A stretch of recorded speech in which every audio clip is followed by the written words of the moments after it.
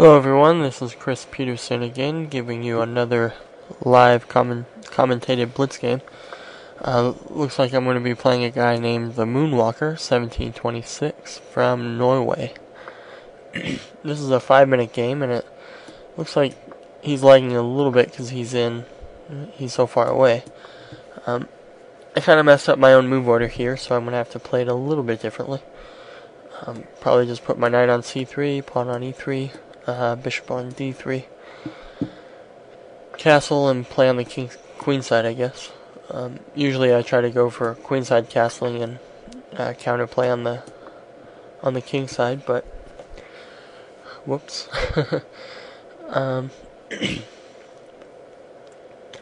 So he's probably going to play for either c5 or e5, standard type of thing. So looks like it's going to be e5 for sure here. If he plays it right away, pawn takes, knight takes. He can't play it right away, so I'm gonna just ignore his threat. And now he could play rook e8 to prepare it some more, or a move like knight h5, or bishop g4 is good as well. So to avoid e5 coming in, I don't think I have much of a choice here. I can't stop e5 now, so he's going to get that in for sure. However, I can play something like d5, and then I can recapture en passant. I can capture it en passant when he plays it. So d5, knight e5, then bishop e2. Guards everything, and then he can play bishop takes knight pawn takes, so I don't lose my c pawn.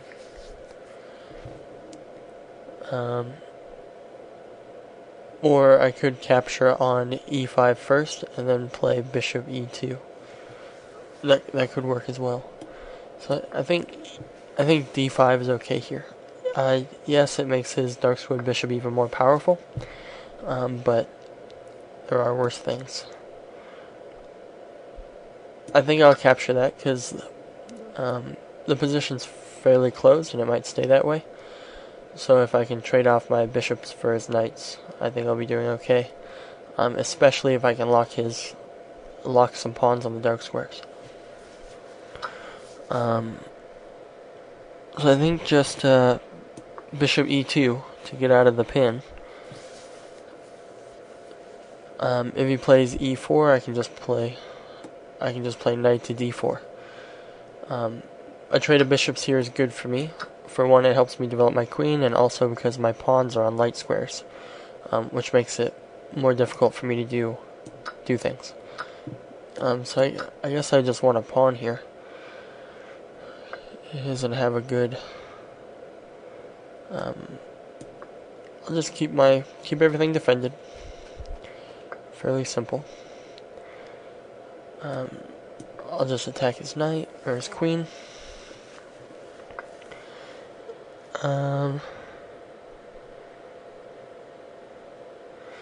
okay. My knight up here is a little bit misplaced, so I think I'm going to. I can't castle. See, he's running out of squares. He's threatening a6. I do have my b pawn guarded, so that's not the danger. However, once my knight gets to a3, it's got like no squares to go to again. So I have to figure out what to do with my knight. I could attack his queen again.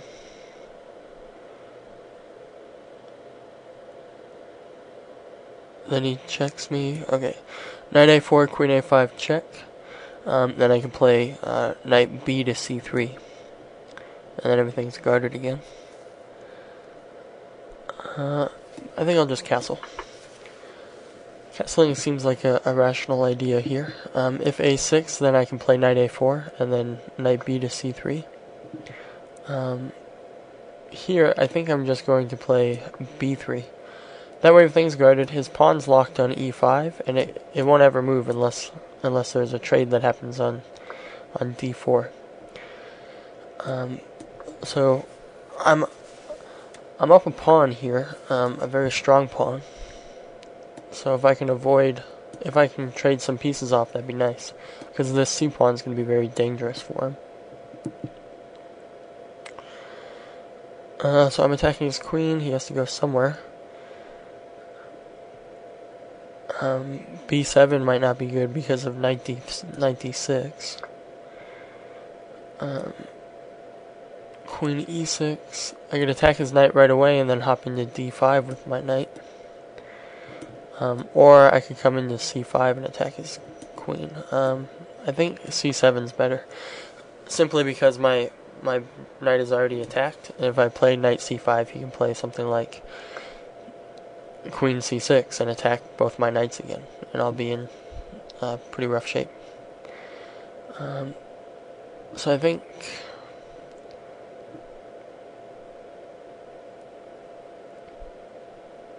Looks like I'm losing a pawn here, huh? I can't stop losing the d pawn. I do win his a pawn in return though, so it's not all bad.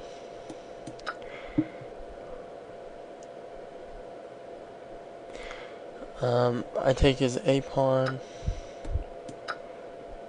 Then he can come into d2 on my a pawn. Then maybe something like knight c5.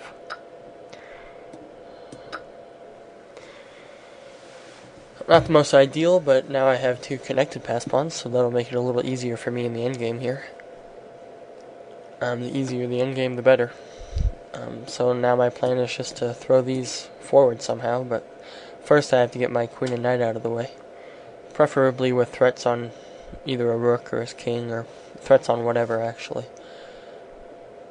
Even threatening queen trades with moves like queen c4 would be good here. I think queen c4. Maybe he'll try something tricky like queen d1.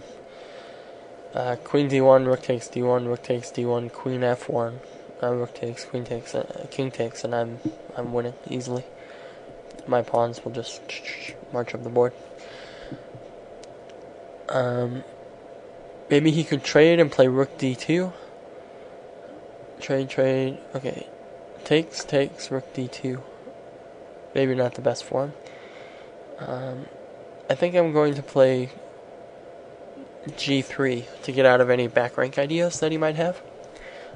It does put my pawn on a dark square, but I can't exactly play a move like h3 because he can maybe guard that somehow, and then I would have back rank problems again. So now maybe, well, I guess his bishop wants to come in here, so I think I'll just play here and threaten to take his e4 pawn, which is nice. Then I can come into knight b5, and with a4 I can defend everything. And my time's getting pretty low again, so I have to be careful. I'm not sure why he did that. Just take that pawn. My queen is defended. If he trades again, my endgame is very easy here, especially with my knight planted on e4 like this. Although after f5, he's kicking my knight away. But maybe I can redirect my knight to d5, which would be nice. D5 or b4 or b5, because then both my pawns are supported.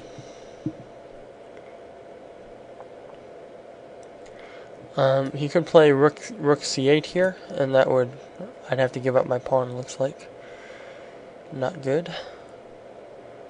I don't have any way to defend it, so I'll just play to advance my other pawn.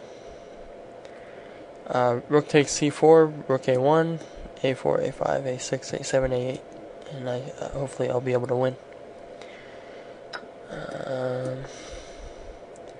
You can play maybe bishop g7 and then a4, e4, then rook a2. Maybe he has a chance, but the a pawn's just going to be a killer to him. So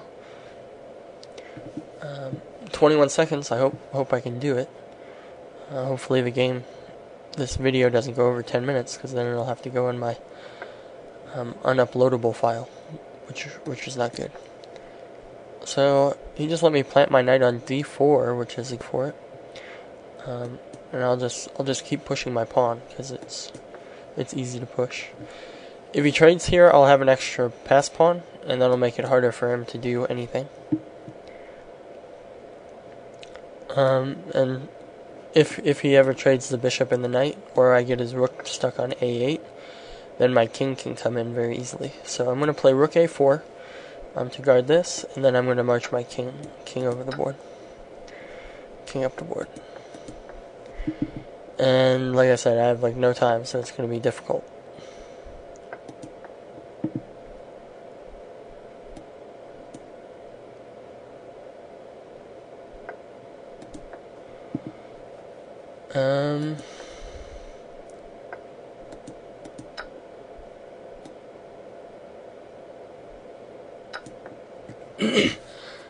Basically, I'm just trying to make threats and try to capture stuff.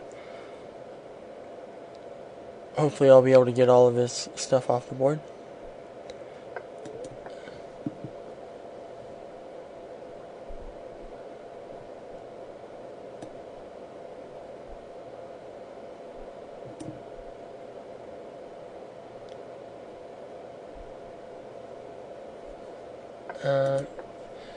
It always stinks when you're playing somebody who's lagging because their time goes up, which is unfortunate. And it almost seems like they're cheating or something, but in this case, it's just my time's really, it's hard to do anything. I'm going to have to start getting my other pawn going here, or bring my king over here if I have enough time. If I get my king to a6 and b7, I'll be winning easily.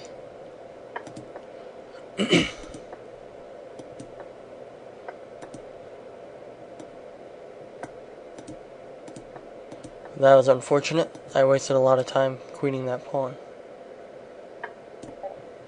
And I lost on time, unfortunately. It's very hard to play quickly when you're trying to talk about moves at the same time, but oh well.